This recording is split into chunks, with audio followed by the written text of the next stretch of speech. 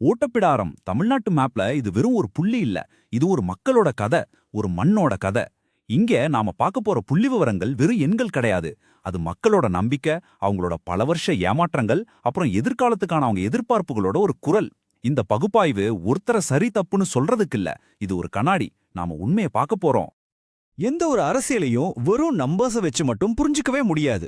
அதுக்கு முதல்ல நாம அந்த மண்ணையும் அந்த மக்களையும் புரிஞ்சுக்கணும். ஓட்டப்பிடாரத்தோட வறண்ட நிலத்துல இருந்துதான் அதோட அரசியலே பிறக்குது. மக்களோட அன்றாட வாழ்வாதார போராட்டத்துல இருந்துதான் அதோட தலையெழுத்தே எழுதப்படுது. வாங்க ஆழமா பார்க்கலாம். இந்த ஆய்வை ஒரு தொகுதி சுகாதார அறிக்கை மாதிரி நாம அணுகலாம். அதாவது ஒரு டாக்டர் மாதிரி. முதல்ல தொகுதியோட அறிகுறிகள் என்னன்னு பார்ப்போம், அப்புறம் அதுக்கு மூல காரணம் என்னன்னு கண்டுபிடிப்போம், அதுக்கப்புறமா ஒரு தெளிவான சிகிச்சை திட்டத்தை முன்வைப்போம். நம்மளோட பயணம் இப்படிதான் இருக்க போகுது. முதல்ல நிலவரம், அடுத்த அரசியல் நாடி துடிப்பு, தற்போதைய எம்எல்ஏவோட பலவீனமான அதிகாரம், தொகுதியோட கேட்கப்படாத குறைகள், ஆட்சிக்கான ஒரு வரைபடம், கடைசியா உண்மையான மக்கள் அதிகாரத்துக்கான பாதை. சரி, பகுதிக்குள்ள போலாம். ஓட்டப்பிடாரத்தோட உண்மையான நிலவரம். இங்க நாம சமூக பொருளாதார கட்டமைப்பை ரொம்ப ஆழமா பார்க்க போறோம். ஏன்னா எந்த ஒரு அரசியல் மாற்றத்துக்கான விதையும் இந்த மண்ணுல தான் விதைக்கப்படுது. ஓட்டப்பிடாரத்தை பார்த்த உடனே தெரியிற ஒரு விஷயம், இது ஒரு அப்பட்டமான கிராமப்புற இதயம். பாருங்க, 93.5% மக்கள் கிராமப்புறங்கள்ல தான் வாழ்றாங்க. இதோட அர்த்தம் என்ன? இதோட பொருளாதாரம் முழுக்க முழுக்க விவசாயம், கால்நடை வளர்ப்பு, அப்புறம் அதை நம்பி இருக்கிற கூலி வேலைகள்ல தான் அடங்கியிருக்கு. சொல்லப்போனா இங்க பருவமழை தான் மிகப்பெரிய பொருளாதார கொள்கை. அடுத்து சமூக கட்டமைப்பு. இது ரொம்பவே கவனமா கையாள வேண்டிய ஒரு விஷயம். இங்க பட்டியலின மக்கள் சுமார் 41.5% இருக்காங்க. இதுதான் இந்த தொகுதியோட மிகப்பெரிய ஒற்றை வாக்கு வங்கி. அவங்களுக்கு அடுத்தபடியா நாடார்கள், தேவர்கள், அப்புறம் கணிசமான எண்ணிக்கையில ரெட்டி சமூகத்தினரும் இருக்காங்க. இந்த சமூக குழுக்களுக்கு இடையிலான உறவுகளும் போட்டிகளும் தான் இந்த பகுதியோட அரசியல் களத்தை வடிவமைக்குது. ஒவ்வொரு தேர்தலையும் கூட்டணிகளை தீர்மானிக்குது. இந்த மக்கள் எல்லாருமே தினமும் ஒரு மைய பிரச்சனையை எதிர்கொள்றாங்க. அதுதான் பல வருஷமா தீர்க்கப்படாத வளர்ச்சி இடைவெளி. இது ஏதோ புள்ளி விவரம் இல்ல. இது குடிதண்ணீருக்காக காத்துக்கிட்டு இருக்கிற ஒரு பெண்ணோட நேரம், சரியான ரோடு இல்லாததால லேட்டா போற ஒரு ஆம்புலன்ஸ், வேலை தேடி நகரத்துக்கு போற ஒரு இளைஞனோட கனவு. இதுதான் அந்த வழி.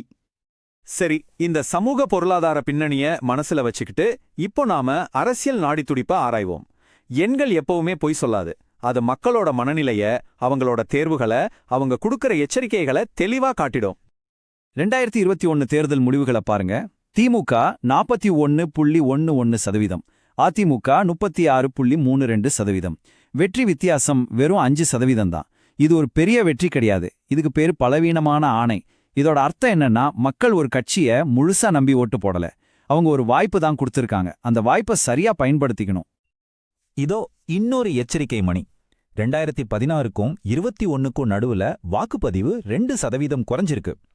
இது ஒரு சின்ன நம்பர் மாதிரி தெரியலாம், ஆனா இதுக்கு பின்னாடி ஒரு பெரிய செய்தி இருக்கு. வாக்குப்பதிவு குறையுதுன்னா ஜனநாயகத்து மேல மக்களுக்கு இருக்கிற நம்பிக்கை குறையுதுன்னு அர்த்தம். நம்ம அரசியலமைப்போட மையமே ஒவ்வொரு குடிமகனோட கண்ணியம்தான். மக்கள் தங்களோட குரல் கேட்கப்படலன்னு உணரும்போது அவங்க அமைதியாக்கிடுறாங்க. அதனால பொது விவாதங்கள் எப்பவும் தகவல்கள் அடிப்படையிலையும் பொறுப்போடவும் இருக்க வேண்டியது ரொம்ப அவசியம். அடுத்த பகுதி, தற்போதைய சட்டமன்ற உறுப்பினரோட அந்த பலவீனமான ஆணை. இங்க நாம யாரையும் குறை சொல்ல போறதில்ல. புள்ளி விவரங்களையும் கள நிலவரங்களையும் வச்சு ஒரு செயல்திறன் மதிப்பாய்வு, ஒரு பர்ஃபார்மன்ஸ் ரிவ்யூ பண்ண போறோம். தற்போதைய எம்எல்ஏவோட மிகப்பெரிய பலம் அவர் ஆளுங்கட்சியில இருக்கார். ஆனா பலவீனங்கள் அதை விட அதிகமா இருக்கு. முக்கியமான பிரச்சனைகள்ல தொகுதி புறக்கணிக்கப்படுதுன்னு மக்கள் நினைக்கிறாங்க. குடும்ப உறுப்பினர் ஒருத்தர் மேல வந்த சட்டம் ஒழுங்கு புகார் பொதுமக்களோட நம்பிக்கையை பாதிச்சிருக்கு. அது மட்டும் இல்லாம நாம ஏற்கனவே பார்த்த அந்த பலவீனமான தேர்தல் வெற்றி. இந்த செயல்திறன் அட்டவணையை கொஞ்சம் பாருங்க. நலத்திட்டங்கள் மக்களை சென்றடைவது மீடியம். உள்கட்டமைப்பு, அதாவது ரோடு, தண்ணி வசதி, இதெல்லாம் லோ, அதாவது ரொம்ப குறைவு. ஆனா இதுல ரொம்ப ஆபத்தானது என்னன்னா நம்பிக்கை. அது மீடியத்துக்கும் கீழே இருக்கு. மக்கள் ஒரு தலைவரை நம்பாத போது எந்த திட்டமும் முழுசா மக்களை போய் சேராது. இப்போ நாம பிரச்சனையோட ஆணிவேருக்கே போறோம். 4வது பகுதி, ஒரு தொகுதியோட கேட்கப்படாத குறைகள்.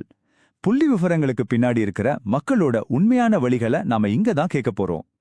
மக்கள் உண்மையில என்னதான் கேக்குறாங்க? இந்த கேள்விதான் ஒவ்வொரு தலைவரும் தனக்குத்தானே கேட்டுக்க வேண்டிய முதல் கேள்வி. அவங்க இன்னும் பெரிய ஆடம்பரமான திட்டங்களை கேட்கல.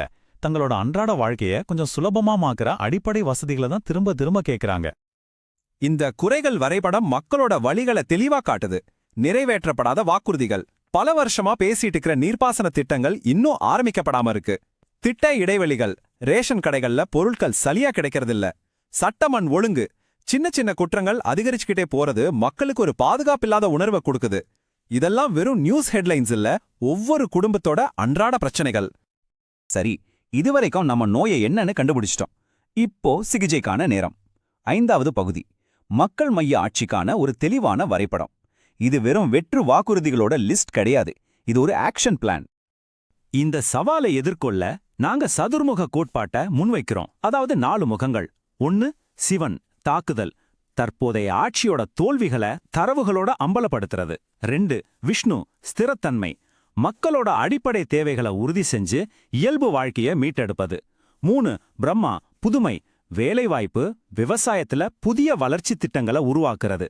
4 துர்கை, பாதுகாப்பு, பெண்கள், முதியவர்கள், நலிந்த பிரிவினர்னு எல்லாரையும் பாதுகாக்கிறது. திட்டங்கள்னா எப்படி இருக்கணும்னு சில உதாரணங்களை பார்க்கலாம். நீர்ப்பாசன திட்டம், இது மூலமா பயிர் விளைச்சல் 20% அதிகரிக்கும். கிராமப்புற சாலைகள் திட்டம், இது மூலமா பயண நேரம் 30% குறையும். திறன் மேம்பாட்டு மையம், வருஷத்துக்கு 1000 இளைஞர்களுக்கு வேலைவாய்ப்பு பயிற்சி. இதுல ரொம்ப முக்கியமான விஷயம் என்னன்னா, ஒவ்வொரு திட்டத்துக்கும் தெளிவான முதலீட்டின் மீதான வருவாய், அதாவது ROI இருக்கு. இது மக்களோட வரிப்பணத்துக்கு நம்ம கொடுக்கிற மரியாதை. இப்போ நாம இறுதி பகுதிக்கு வந்திருக்கோம். உண்மையான அதிகாரத்துக்கான பாதை. தேர்தல்ல ஜெயிக்கிறது அதிகாரத்தோட ஆரம்பம் மட்டும்தான். மக்களோட இதயங்களை ஜெயிச்சு அவங்க வாழ்க்கையை மேம்படுத்துறதுல தான் உண்மையான அதிகாரம் இருக்கு.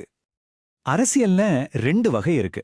1 பரிவர்த்தனை அரசியல், குறுகிய கால வாக்குறுதிகள், தேர்தலுக்காக மட்டும் செய்யப்படுற கணக்குகள். இன்னொன்னு நிர்வாகம், ஒரு பணி, தரவுகளோட அடிப்படையில தீர்வுகள், மக்களுக்கான நீண்டகால பலன்கள். இந்த நிர்வாக பணிங்கிறது மக்களோட டேட்டாவை பத்தி மட்டும் இல்ல, அவங்க நம்பிக்கையை பத்தியும் தான். எப்படி இந்தியாவோட புதிய தரவு பாதுகாப்பு சட்டம் ஒவ்வொரு தனிநபரோட ஒப்புதலுக்கு முக்கியத்துவம் கொடுக்குதோ, அதே மாதிரி நல்லாட்சிங்கிறது மக்களோட ஒப்புதலோடையும் நம்பிக்கையோடையும் செயல்படுறது தான். இந்த முழு பகுப்பாய்வோட மைய கருத்தை ஒரே வரியில சொல்லலாம். நிர்வாகம் என்பது மனித கண்ணியத்துக்கான தரவு பொறியல். இது வெறும் ரோடு, பாலம் கட்டுறது கிடையாது. இது ஒவ்வொரு குடிமகனோட வாழ்க்கை தரத்தையும் அவனோட கண்ணியத்தையும் உயர்த்துவதை பற்றியது. கடைசியா ஒரு கேள்வியோட இந்த உரையாடல முடிப்போம். யோசிச்சு பாருங்க, ஒவ்வொரு தேர்தலும் வெறும் வாக்குறுதிகளோட அடிப்படையில இல்லாம மக்களுக்கான தெளிவான செலவு கணக்கிடப்பட்ட ஒரு பிசினஸ் பிளான் அடிப்படையில நடத்தப்பட்டா எப்படி இருக்கும்? ஒருவேளை அப்போதான் நாம உண்மையான மக்கள் மைய ஜனநாயகத்தை அடைய முடியும். நீங்கள் ஒரு மக்கள் மைய தலைவராக மாறி உங்கள் தொகுதியை மேம்படுத்த விரும்பினால் blueprintstrategies.ai mgr@blueprintstrategies.ai என்ற மின்னஞ்சல் முகவரியில் தொடர்பு கொள்ளவும், அல்லது 08042041602 என்ற எண்ணில் அழைக்கவும். அரசியலுக்கு அப்பாற்பட்ட ஒரு நோக்கம்.